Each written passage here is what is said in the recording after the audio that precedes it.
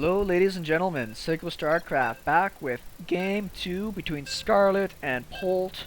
Game 1 went 40 minutes, so if you stuck with me through that whole thing, totally appreciate it, but I think it was worth it. Crazy game on a crazy map. Now we're back on Echelon Wastes. Tried and true.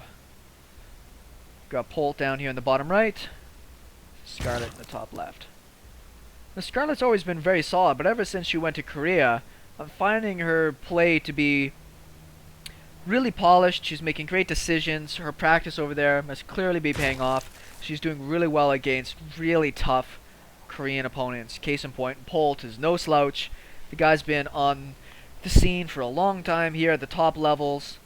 And I think the last game, the only reason he probably couldn't take that game, even though it went 40 minutes, is that he just didn't focus enough on macro.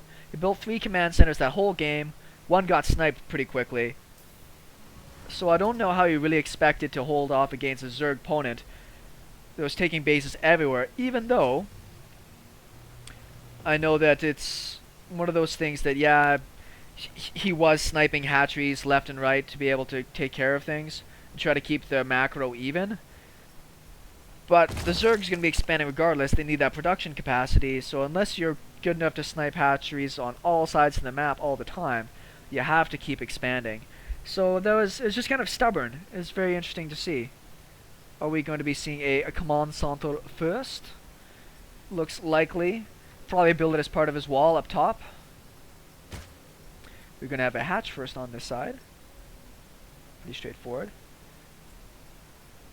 Yes, it will be on the high ground.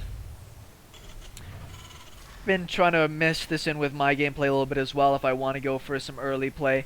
I just hate the feeling when you expand on the low ground and then somebody comes in with like a probe and just buggers around with you and it slows everything down.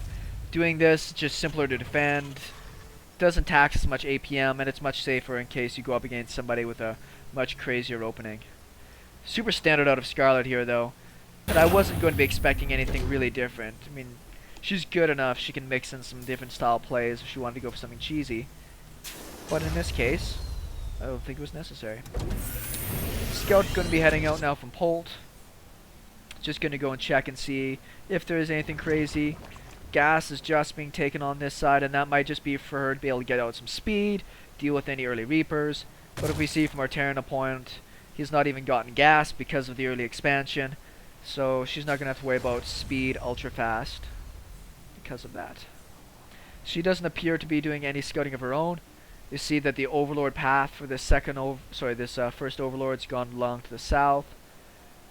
I've been seeing a lot more Terrans getting used to the scouting path of Zergs, making 1 or 2 quick Marines to go and start sniping Overlords off. Very worthwhile if you can do it, just because essentially you have the opportunity to really supply block your opponent, and that 100 minerals at the beginning of a game is